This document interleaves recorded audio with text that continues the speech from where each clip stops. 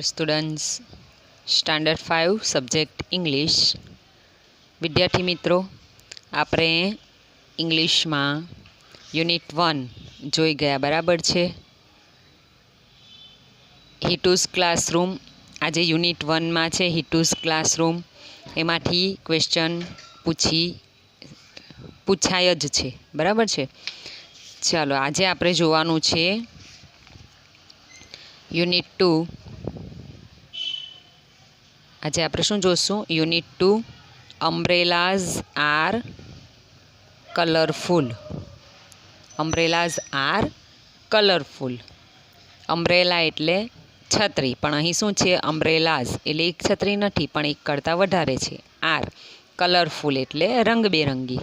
રંગબેરંગી છત્રીઓ છે. એક્ટિવિટી 1 જોશું. એમાં આપણને એક સરસ મજાનું કાવ્ય આપેલું છે. જુઓ એક્ટિવિટી 1. નીચેનું કાવ્ય સાંભળો, દોહરાવો અને ગાઓ. In the jungle standing near the lake. હવે સૌપ્રથમ તમારે શું કરવાનું છે કે આપણી એક્ટિવિટી 1 જે છે એના મિનિંગ્સ તમારે લખવાના છે, બરાબર. તો આ જે મિનિંગ્સ છે આ તમારે લખવાના રહેશે એક્ટિવિટી 1ના. ઓકે,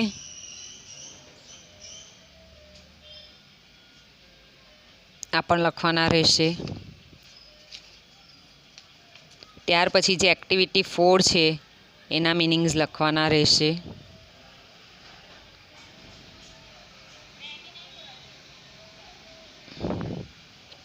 સામેના પેજ પર.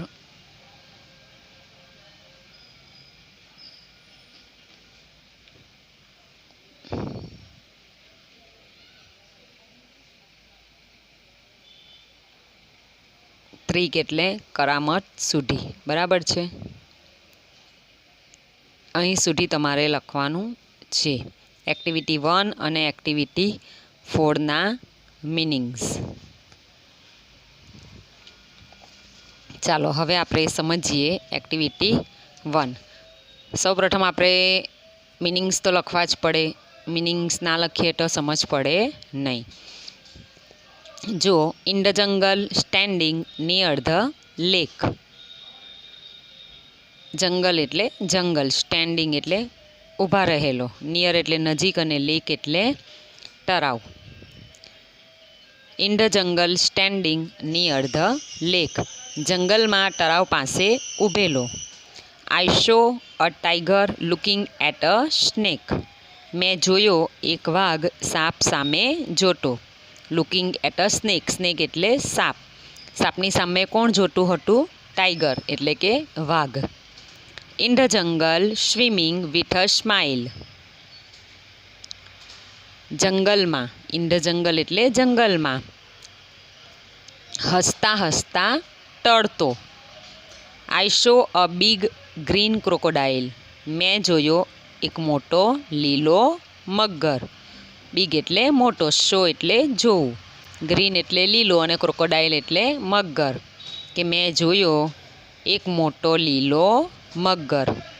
ઇન ધ જંગલ રોડિંગ લાઉડલી. જંગલમાં મોટેથી ગર્જના કરતો. રોડ એટલે ગર્જના કરવી, લાઉડલી એટલે મોટેથી. જંગલમાં મોટેથી ગર્જના કરતો. I saw a lion sitting proudly. મેં જોયો એક સિંહ ગર્વથી બેઠેલો. પ્રાઉડલી એટલે ગર્વથી. In the jungle driving down the path. શું કહ્યું છે કે જંગલમાં રસ્તે હંકારતા એટલે કે ડ્રાઇવિંગ કરતા.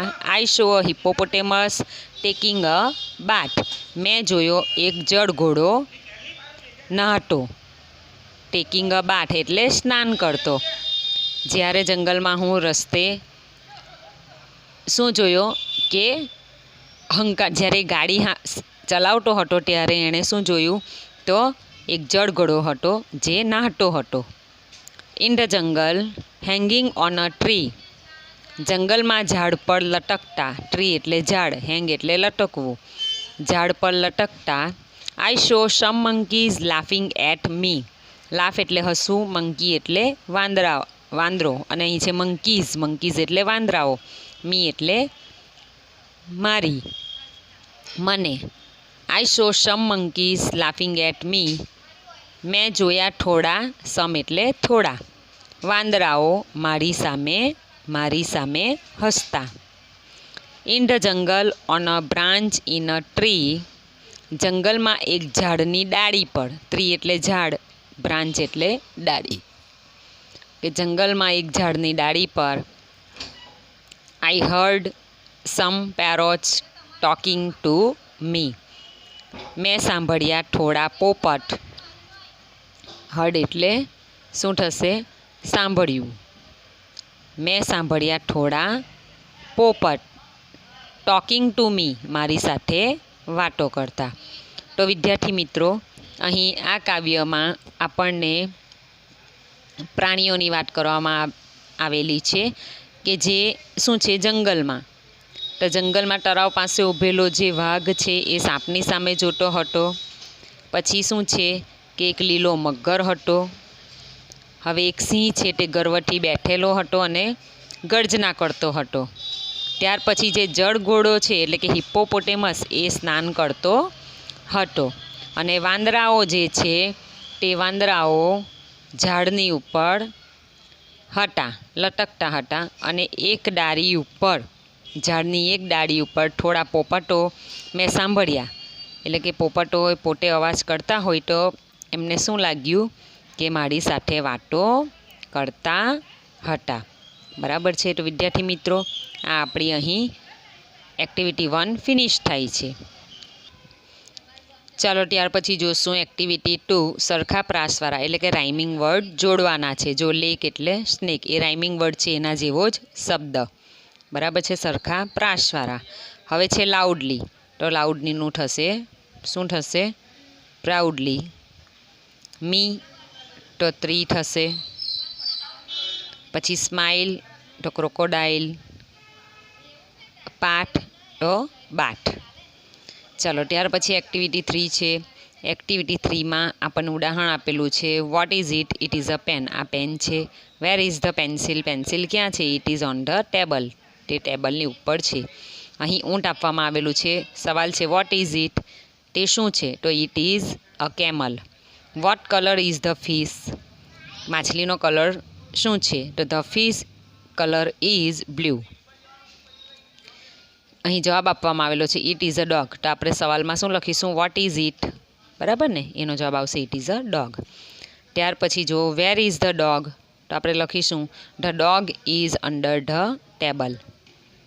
Vote colour is the umbrella?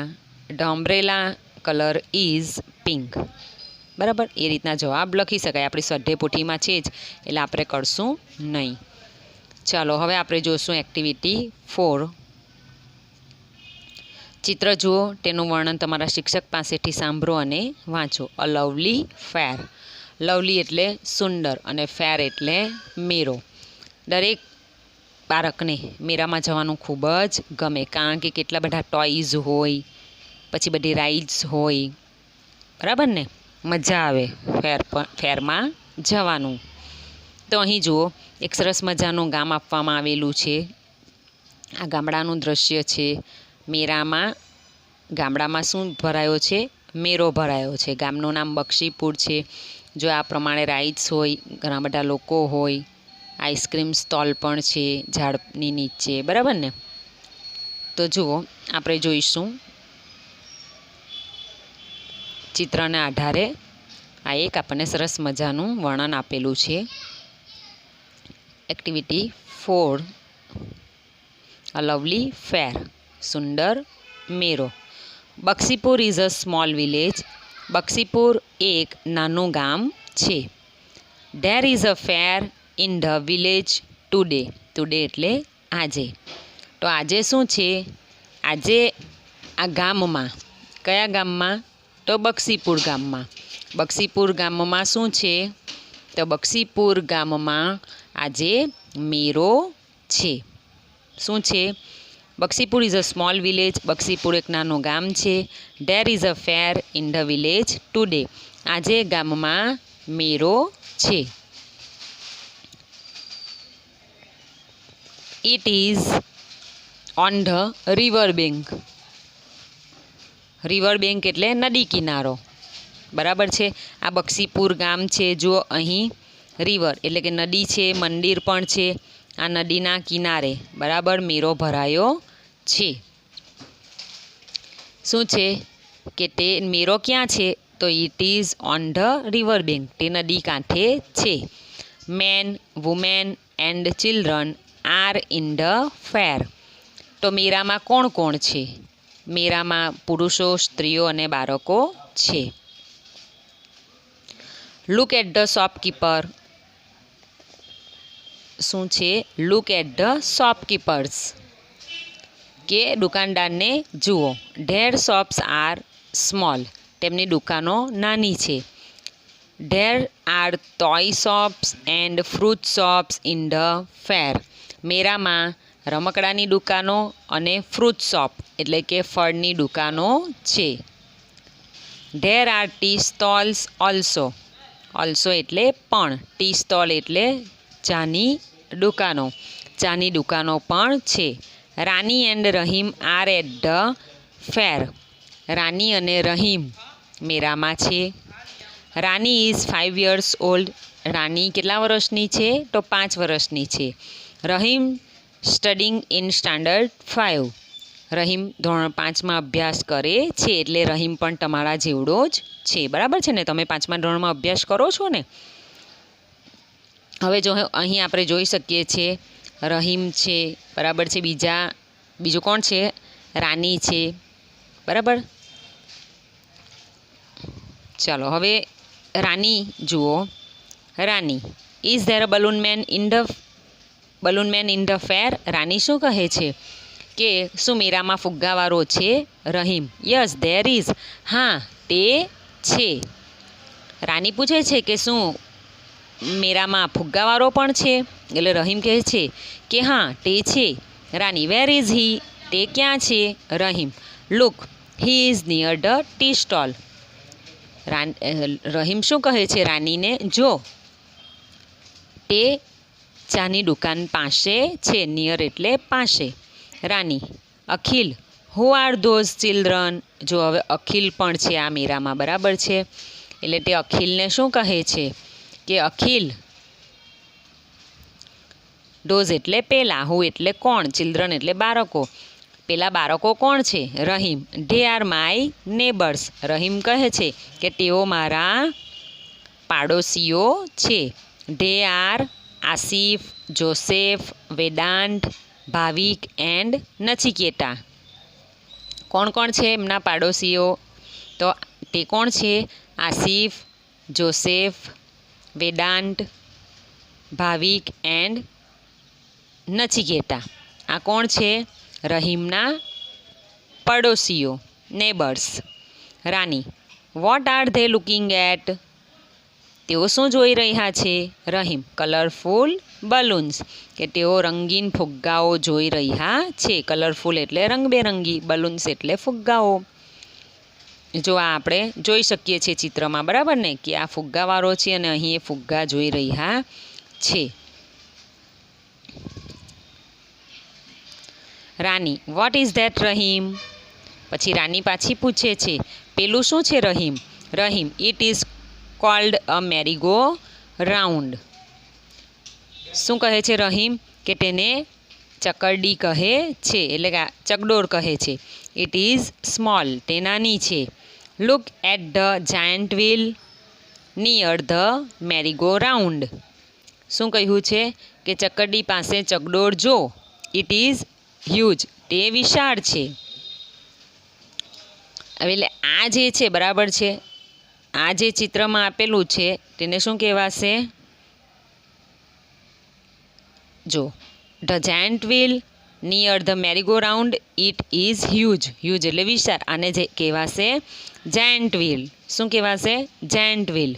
અને આ જે છે તે મેરીગો રાઉન્ડ.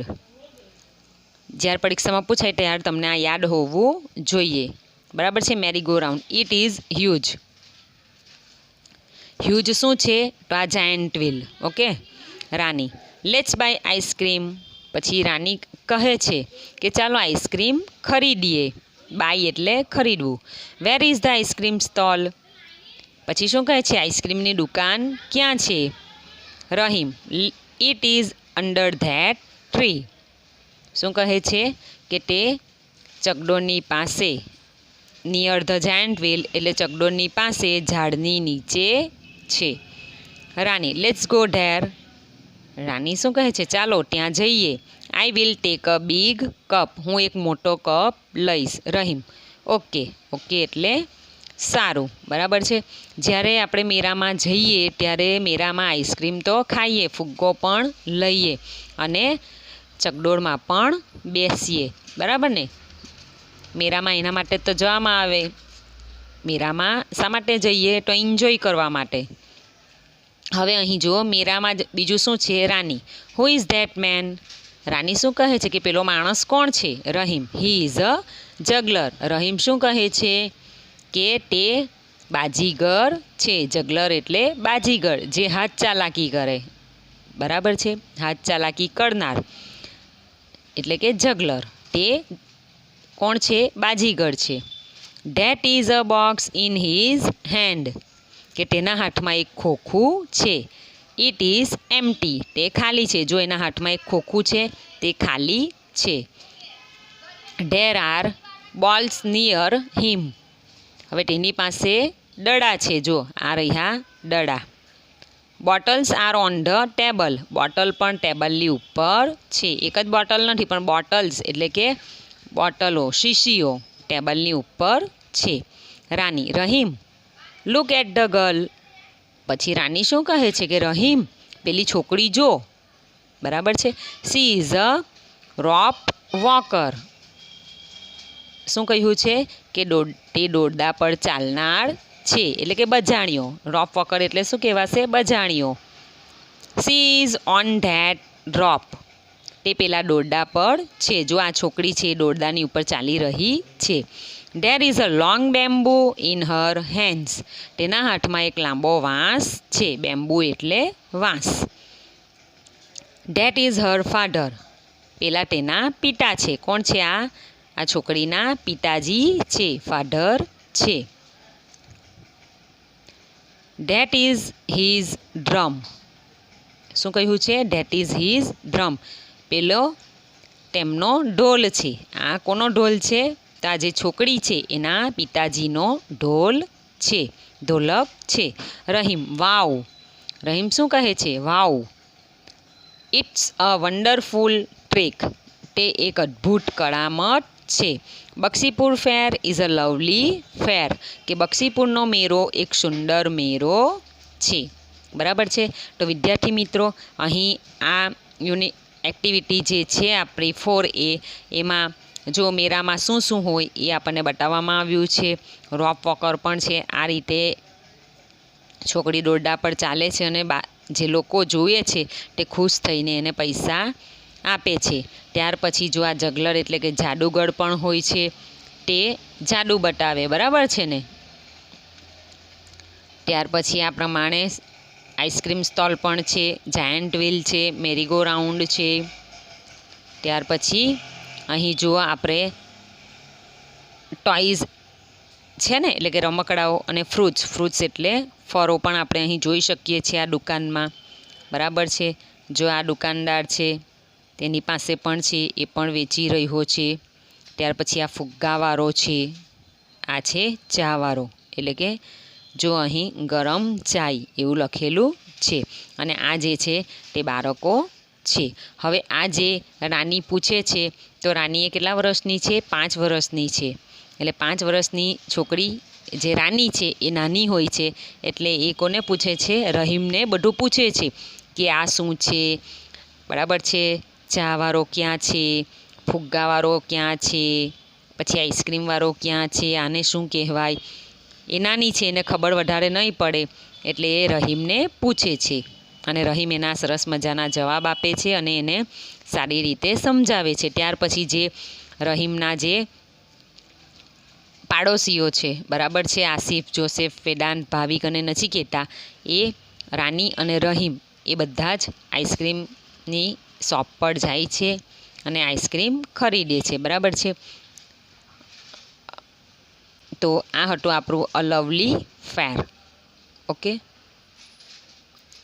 ચાલો તો અહીં આપણે આ જે આપણે એક્ટિવિટી 4A છે અ લવલી ફેર એ અહીં ફિનિશ કરીએ છીએ. આવતા પીરિયડમાં આપણે આગળ જોશું, બરાબર છે. આવતા પીરિયડમાં આપણે સ્વાધ્યાય પોથીમાં લખીશું, બરાબર છે. શેમાં લખીશું? સ્વાધ્યાય પોથીમાં. જે ચોપડીમાં છે બીજું એ આપણી સ્વાધ્યાય પોથીમાં છે જ, એટલે આપણે ચોપડીમાં હવે કશું કરવાનું નથી, બરાબર છે. આ જે છે એ તમારે વાંચન કરવાનું છે. ત્યાર પછી બીજું જે હોય છે જોડીમાં કામ કરવાનું, એ તમે ઘરે કરી શકો, બરાબર છે. બાકી જે બધું છે તે આપણી સ્વાધ્યાય પોથીમાં આપવામાં આવેલું છે. એક્ટિવિટી એ જ છે, એ ખાલી તમારે ઘરે આ સંવાદ છે ડાયલોગ, એ ડાયલોગ તમારે ઘરે ભજવી શકાય. 2 પાત્ર કરવાના શ્લોકા અને મંત્રના, બરાબર છે ને, આ પ્રમાણે બોલવાનું. ઓકે, ચાલો ત્યાર પછી એક્ટિવિટી 9A આપણે ચોપડીમાં કરવાની કંઈ જરૂરત નથી, આપણે સ્વાધ્યાય પોથીમાં છે જ, બરાબર છે. ત્યાર પછી જો સાંભળો અને સંભળાવો ભજવો. Teacher, what do you call a fish without an eye? હવે ફિશ છે, બરાબર, ફિશ એટલે માછલી, એમાં ફિશમાંથી આઈ કાઢી નાખવાનો છે, આઈ કાઢી નાખવાનો, બરાબર. તો આ પ્રમાણે લખાશે, પણ અહીં આઈ એટલે શું કહ્યું છે? આંખ. તો મીનાક્ષી શું કહે છે? FSH ફિશ, બરાબર. Teacher, Divya, how do you spell crocodile? તો દિવ્યા શું કહે છે? જો સીનો કે કરી નાખ્યો છે, crocodile. Teacher, that is not correct. ક્યાં કરેક્ટ નથી Divya. But you ask me how I spell it, બરાબર છે. એટલે દિવ્યા પછી કહે છે કે તમે તો મને આ પ્રમાણે કહ્યું હતું, એટલે એણે આ ક્રોકોડાઇલ લખ્યું. ઓકે, આપેલા ચિત્રો માટેના શબ્દો ઉપરથી શોધીને લખો. તો આ ચિત્ર માટે જે શબ્દ છે તો આ છે ફિશ અને આ છે ક્રોકોડાઇલ, બરાબર છે. આ એના નામ છે. તો અહીં આપણું યુનિટ 2 ટેક્સ્ટ બુકમાં ફિનિશ થાય છે. આવતા પીરિયડમાં આપણે યુનિટ 2 સ્વાધ્યાય પોથીમાં લખીશું. Okay, unit 2 umbrellas are colourful આવતા પીરિયડમાં આપણે જોઈશું. આ પીરિયડમાં તમારે ફક્ત એક્ટિવિટી 1 અને એક્ટિવિટી 4ના મિનિંગ્સ જે મેં સૌપ્રથમ લખવા આપ્યા એ તમારે લખવાના રહેશે ઇંગ્લિશની નોટમાં સારા અક્ષરે, અને વાંચન કરવાનું રહેશે. Okay, thank you.